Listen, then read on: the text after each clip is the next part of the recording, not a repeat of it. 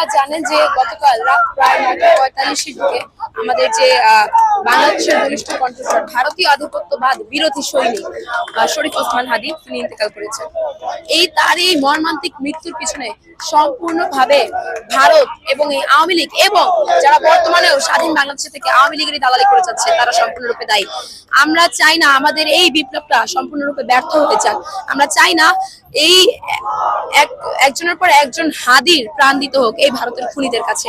তাই আমরা আমাদের এই বিপ্লবকে রক্ষা করার জন্য এই যে অথর্ব একটা কাঠামো, অথর্ব একটা প্রশাসন, এই প্রশাসনকে উপড়ে ফেলার জন্য, আমার ভাইয়ের এই রক্তের হিসাব নেওয়ার জন্য আমরা আজকে এখানে এসেছি। বর্তমান সরকারকে আমরা বলবো, আপনি সরকার হিসেবে সম্পূর্ণ ব্যর্থতার পরিচয় দিয়েছেন।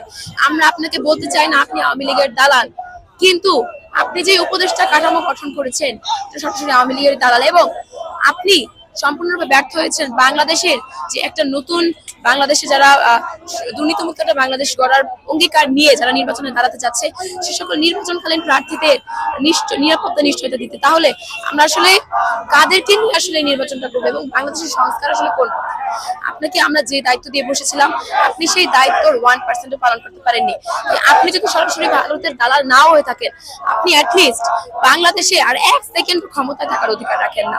তাই আমরা মনে করি ভারতের এই হাসিনার মতো আপনাকে যাতে টেনে ইচ্ছে নানামতে হয়, আপনি নিজ উদ্যোগে সসম্মানে থেকে পদত্যাগ করেন এবং আপনি বিগত সময়ে কি কি কার্যকলাপ করেছেন সেটার একটা হিসাব অবশ্যই দিয়ে যাবেন আমাদের কাছে।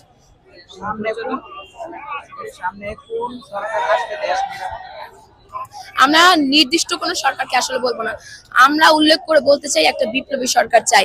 এই যে সরকারটি গঠন হয়েছে এই সরকার বিপ্লবকে ধারণ তো করেই না, এই সরকার বিপ্লব বিরোধী একটা সরকার। কারণ দেখেন আজকে যেখানে ধানমন্ডি ৩২ বুলডোজার দিয়ে এই সরকারের ঘুরিয়ে দেওয়ার কথা ছিল, সেখানে ছাত্র জনতা আমরা আমাদের শক্তি দিয়ে সেখানে শক্তি ব্যয় করছি, সেখানে যাচ্ছে, এমনকি পুলিশের বাধার মুখোমুখি করছি। তখনও এই স্বরাষ্ট্র উপদেষ্টা কিংবা আইন উপদেষ্টা এবং যারাই আছে সরকারের ক্ষমতায় তারা এই প্রশাসনকে বাধাগ্রস্ত করছে না। তারা আমাদের সামনে লিটারালি একটা মূলা ঝুলিয়ে দিয়েছে। এই যে প্রশাসন, এই প্রশাসনের পোশাক বদলেছে, কিন্তু প্রশাসনধারী যারা বাংলাদেশের নাগরিককে নিরাপত্তা দেওয়ার নামে খুন করে যাচ্ছে প্রকাশ্যে কিংবা অপ্রকাশ্যে, তারাই এই সরকারই এখন নিরাপত্তা দিয়ে রেখেছে। এই সরকারকে আমরা আসলে চাই না। ওসমান হাদি ভাইয়ের খুনের বিচারের পাশাপাশি স্বরাষ্ট্র উপদেষ্টা এবং বাংলাদেশে যে সকল উপদেষ্টা কিংবা যারাই এর সাথে পরোক্ষ বা প্রত্যক্ষভাবে জড়িত তাদের প্রত্যেকের পদত্যাগের পরবর্তীতে আমরা তাদের বিচার চাই। আমি একজন স্টুডেন্ট, আমি 10ম শ্রেণীর স্টুডেন্ট ওয়েস্টার্ন হাই স্কুল, এবং আমি জুলাই মঞ্চের সামাজিক সুরক্ষা প্রতিনিধি।